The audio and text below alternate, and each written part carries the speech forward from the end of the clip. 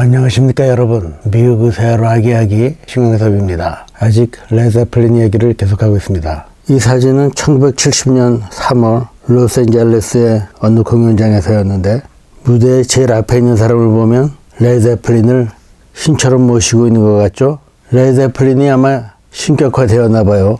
무릎을 꿇고 두 손을 모은 모습이 마치 젊은 시절의 저를 보는 것 같군요.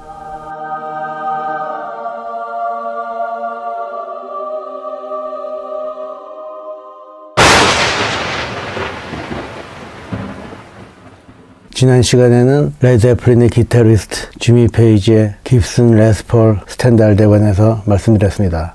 오늘은 그의 또 다른 레스폴 기타 블랙 뷰티라고 불리우던 레스폴 커스텀에 대해서 좀 재미난 얘기가 있어서 말씀드립니다. 이것은 지미 페이지가 세션맨 시대부터 쓰던 레스폴 커스텀이죠. 지미 페이지가 세션맨 시절에 어렵게 돈을 모아서 산 기타이죠. 지미 페이지가 스튜디오 세션맨을 하던 때는 스튜디오에서 필요에 따라서 가수가 노래할 때 세션 기타리스트는 앞부분에서 연주하고, 자기가 연주하는 날에는 어떤 가수와 함께 하는지를 모를 때가 많았고, 그 가수의 음반에도 자기 이름은 대개 실리지 않았다고 합니다. 지미 페이지는 데이비드 보우의 노래를 하면서 이 기타로 반주를 해주기도 했습니다. 지미 페이지는 이것을 세션맨을 할 때와 야드볼드에서 활동할 때 모두 썼는데, 이 사진에서처럼 기타에 픽업 스위치를 2개 더 달아서 각각의 픽업을 켜고 끌 수 있게 한 것이었습니다. 또한 이 사진을 찍을 때 지미 페이지가 입었던 바지를 사진에서 보는 것처럼 본인이 아직도 가지고 있습니다. 그리고 이 기타가 특이한 점은 12번째 프렛에 원래부터 작은 상처가 있었다고 합니다. 1970년 4월 레드제플린은 미네소타의 미니애폴리스에서 캐나다의 몬트리올로 가고 있었습니다. 몬트리올 공항에서 내려보니 이 기타가 보이지 않는 것입니다. 지미 페이지는 이 기타가 자기네가 캐나다로 오는 동안에 어디에서 잊어버렸는지 도대체 알 길이 없었습니다. 그래서 롤링스톤 매거진에 1년 동안 이 기타를 애타게 찾는 광고를 실었지만 찾지 못했죠. 이 기타를 찾는 광고에서 말이죠, 사진에서 기타를 치고 있는 팔은 지미 페이지가 아닌 로버트 플랜트입니다. 지미 페이지는 기타를 치면서 이렇게 손목에 장신구를 하지 않죠. 그때는 픽업 스위치 3개를 다른 기타 사진이 없어서 할 수 없이 이 사진을 썼는데, 지금 보시는 이 사진은 나중에 발견된 것입니다.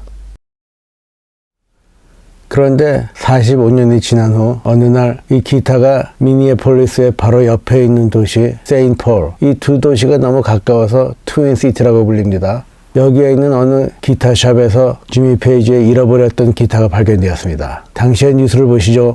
Decades ago, Jimmy Page of Led Zeppelin had his 1960 Les Paul custom guitar stolen after a concert in the Twin Cities. Page, a Rock and Roll Hall of Famer and one of the most famous guitarists of all time, was devastated and offered a handsome reward to get it back. 45 years later, he did. John Lawrenson shows us how two St. Paul men happened upon a legendary discovery. A guitar god, Jimmy Page's star was skyrocketing well before he founded Led Zeppelin. He recorded on the song Downtown. He recorded the theme song for James Bond movies. Behind it all was his 1960 Les Paul custom guitar, known as Black Beauty.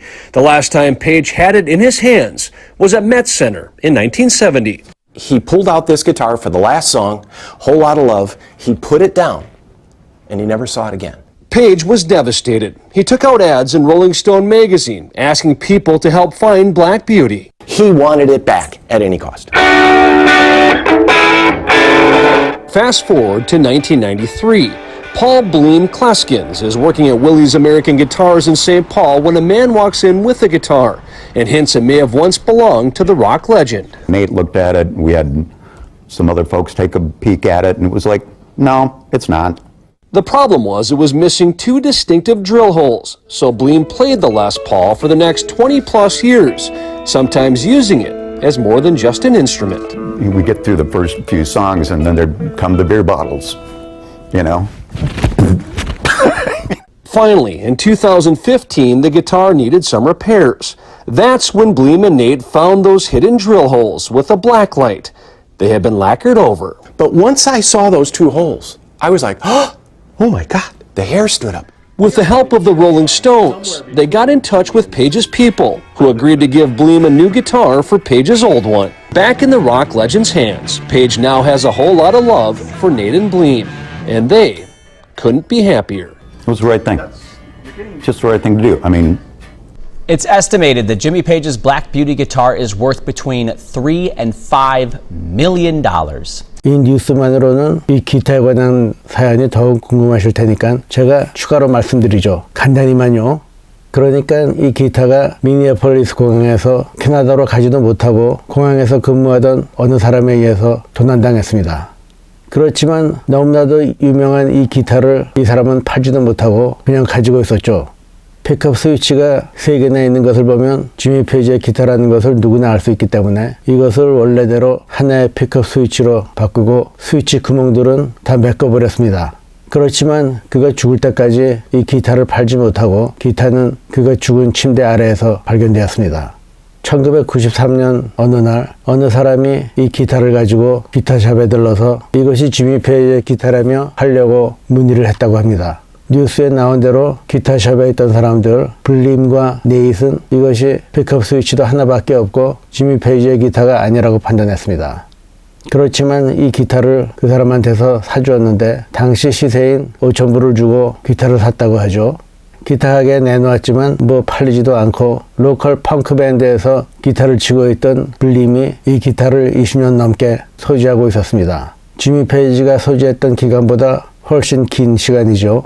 한 번은 블림이 어느 바에서 연주하고 있을 때였었는데 어느 손님이 던진 맥주병이 그에게로 날아와서 그는 이 기타를 방패로 삼기도 했다고 합니다. 블림은 이 기타를 쓴 지도 오래돼서 수선을 좀 해야 될 것 같아서 네이트의 기타샵으로 다시 가지고 왔습니다. 이때 이 기타에서 픽업 스위치가 있었던 구멍들이 발견된 것이죠. 더욱이 12번째 프렛이 흠집이 나 있어서 이것이 지미 페이지의 기타로 확인되었습니다. 네잇은 이것을 들고 영국에 가서 지미 페이지에게 직접 돌려주었고 지미 페이지는 그간의 주인이었던 블림에게 자기가 가지고 있었던 68년도 레스폴 기타를 주었다고 합니다. 이 기타는 오래전에 깁슨 회사에서 똑같은 복사판 모델을 내놓아서 방금 뉴스에서 보신 블림과 네잇이 들고 있는 기타는 그 복사본 기타입니다. 사진에서 지미 페이지가 들고 있는 이 블랙 뷰티 역시 복사본입니다. 깁슨 회사에서 이 특별판 레스폴을 만들면서 광고용으로 찍은 사진이었죠. 깁슨 기타에서 만든 새로운 모델은 지미 페이지가 고쳐서 썼던 것처럼 픽업 스위치 3개가 달려있는 것은 아니고 스위치 하나로 3개의 픽업을 조정할 수 있게 만들어졌습니다. 두 번째 앨범 출반 이후 전 세계를 순회 공연했던 레드제플린. 1968년 크리스마스 무렵부터 70년 여름까지 1년 반 동안 공연을 200번 했습니다. 그간 앨범도 하나 내고요.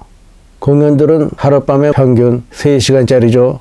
사진에서 보는 것이 지미 페이지가 아직도 가지고 있는 당시의 공연 일정표인데 처음에는 작은 곳에서 한 회에 100파운드만 받고 공연하기도 했습니다. 그 후 이름이 알려지고 미국으로 와서는 한 회 공연에 $1,500. 물론 지금과 달러 가치가 많이 다르죠. 그 다음에는 한 회 공연 수입이 10만 불을 넘게 됩니다. 당시로서는 큰 돈이죠. 하루 저녁에 3시간 무대 위에서 땀 흘리며 일하지만 이 정도 수입이면 할만했던 것 같아요. 이 일정표를 보시면 말이죠. 1970년도에 Best Festival of Blues and Progressive 70라는 음악 축제인데 여기에 출연했던 밴드들이 핑크 플로이드, 무디 블루스, 산타나 등등 그 외에 우리에게 익숙한 밴드가 많이 있습니다만 레드제플린의 이름이 제일 큰 글씨로 쓰여 있습니다. 그리고 나서 모두 영국으로 돌아와서 잠시 휴식을 가졌습니다. 4명 모두 각각 다른 마을에 살고 휴식기에는 꼭 필요한 것이 아니면 되도록 연락들도 피하고 사생활을 서로 간섭하는 적이 없었다고 하죠. 그것이 레드제플린의 유대관계를 10년 이상 지속하게 된 이유이기도 하다고 합니다. 이때 로버트 플랜트는 자기가 어릴 때부터 가족들과 함께 여행하던 웨일스의 브라닐 에어라는 산장에 놀러가면서 지미 페이지도 애인과 함께 그곳에 가서 며칠 지냈습니다. 이것은 18세기에 만들어진 산장인데 여기에서 며칠 지내면서 로버트 플랜트와 지미 페이지는 어쿠스틱 노래들을 몇 개 만들었고 그것들이 3번째와 4번째 앨범에 실리게 됩니다. 특히 Stairway to Heaven이 이때 만들어졌다고 하죠. 짧은 여행을 마치고 지미 페이지와 로버트 플랜트는 나머지 멤버들과 함께 스튜디오로 돌아와서 세 번째 앨범을 녹음했는데 여기에는 Immigrant Song, Celebration Day 등등 하드한 노래가 있는 반면에 어쿠스틱 포크송들도 많이 있어서인지 이것은 레드제플린 앨범 중에 가장 적게 팔린 앨범입니다. 레드제플린의 다른 앨범들에 비해서 그렇다는 얘기지 이것 또한 1970년 가을에 출간된 후에는 영국과 미국에서 선풍적인 인기를 가져오게 됩니다. 인기 순위 탑을 차지하게 되었어요. 그렇지만 롤링스톤 매거진과 크림 매거진에서는 아직도 레드제플린에 대해서 호의적인 평을 내놓지 않았습니다. 그해 12월에 크림즈에서는 말이죠. 세 번째 앨범 레드제플린 3에서 로버트 플랜트의 노래가 동물원의 동물들이 함께 노는 소리 같다고도 했고 도대체 레드제플린이 뭐가 좋으냐 등등 비난적인 앨범평을 내놓았습니다.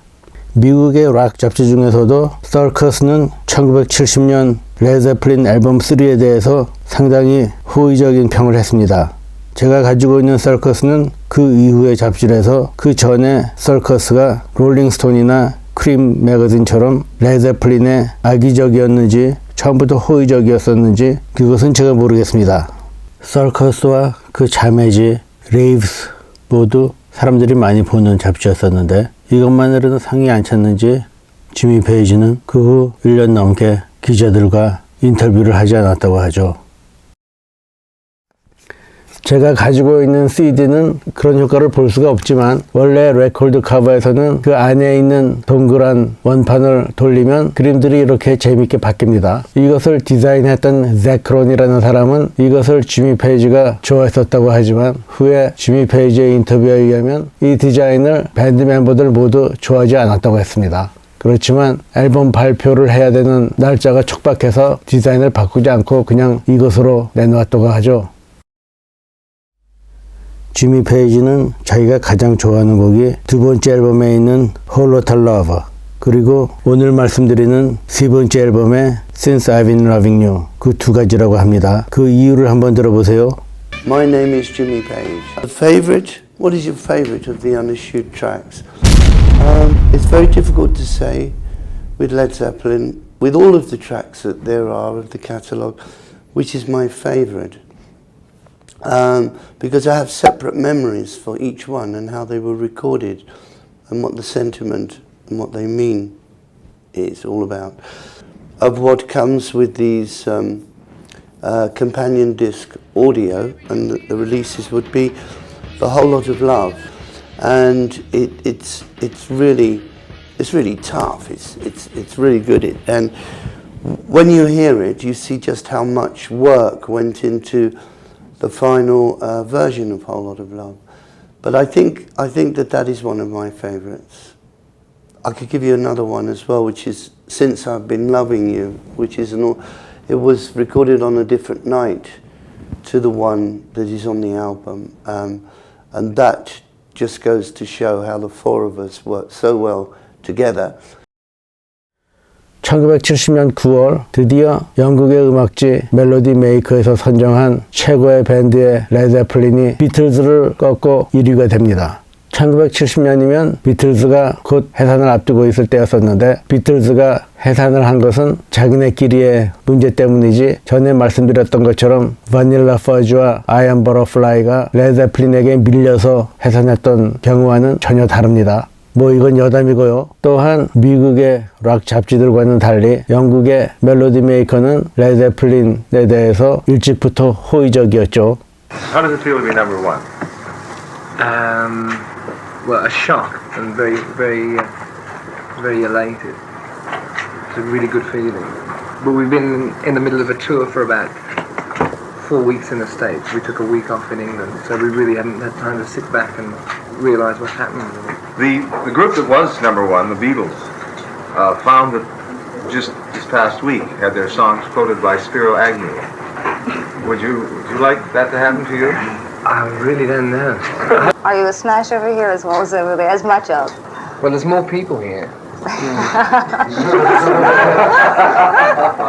That's so. Therefore, it's it's a proportional difference, really. It's probably the same, but on a different scale here. Did you expect this kind of appreciation of what you do? And not to begin with, because Not to this extent. No. We knew we were appreciated by the fact that people were coming along to see us in such great, vast numbers, all over the place, England and the continent and wherever. But no one expected this. 그 무렵 1970년에 로버트 플랜트와 존 보넴의 귀한 인터뷰입니다. 존 보넴은 일찍 죽어서 그의 인터뷰는 많지가 않죠. 여기에서 존 보넴은 60년대 비틀즈 시대의 멜로디 중심의 노래들과 그 이후의 연주 중심의 노래가 어떻게 다른지, 어떻게 연주 중심의 노래가 인기 차트에서 1위를 할 수 있는 건지를 이야기합니다. The Beatles ran for 8 years, and when one thinks of a song of theirs, Yesterday, which had all sorts of variations played upon it, do you think as musicians you'll be able to last as long as 8 years? Do you think you'll be inventive enough? You know, the old thing about being able to whistle a tune, being able to hum the tune as you go away, I don't think I could hum any of your stuff. No, but I think it's changing. That's the main thing, you see. I think that's why the awards have changed, because the kids are changing for a start. And so is the music changing. I think, well, there's already a single out of Whole Lot of Love, an orchestra playing it, which is quite interesting, really. The flute plays what the lead vocal would do. So you're saying that your fans don't necessarily want to whistle the tunes, to hum the tune, but they're much more sophisticated than, you know, my generation. I think so. Well, not in that sense. I think these days that let's say the public, you know, it's not just say the kids, because we've had sort of all sorts of people at concerts, you know. I think that they're coming to listen to what you're playing and not just to look at you and see what you are. I mean, I remember when I was, let's go back a few years, when I first went to see the Beatles, because we've mentioned them a few times, it was to look at them, you know. It wasn't, you didn't really bother what you were listening to. Yeah. And today, it's not what you are, it's what you're playing. And well, this is interesting. We've heard that the personality cult is dead, but I'm still going to put one of those kind of questions. I mean, I wouldn't know whether you're a millionaire or not, but you must be quite rich now. What's it like having money? Well, John's laughing because I think I must spend a good £5 a week. And in our position, we've spent years and years on the road, sort of playing in little church halls and being beaten up and bricks thrown through the van windows and everything. And to have money at last is just another figure in my mind of mass acceptance, which is what we all work for. I mean, everybody, however much they like to deny the fact, really wants, in the end, to be accepted by the majority of people for being either a talent or a commodity, you know. I think that we've reached that stage now, and it's left to us to keep on coming up with something good. So as we'll be at the Melody Maker Poll Winners Awards, blah blah. Yeah, for a few years to come. Yeah. Robert Plant, John Bonham, thank you very much. And 1970년과 71년 레드제플린의 사진을 보면 지미 페이지와 로버트 플랜트가 이렇게 얼굴에 수염을 기른 것들을 많이 볼 수 있습니다. 곧 그들은 수염을 깎고 말끔한 모습으로 또 섹시한 복장으로 무대 위에 서게 되죠. 그 이야기는 앞으로 자세히 얘기하게 될 것입니다. 여러분, 오늘 이야기는 여기까지 하고요. 나머지 이야기는 다음 시간에 말씀드리겠습니다. 네 번째 앨범 Stairway to Heaven이 있는 그 앨범이죠. 그 이야기는 다음 시간에 하도록 하죠. 제 이야기를 들어주시고 좋은 답글을 달아주시는 여러분들 정말 감사합니다. 안녕히 계십시오.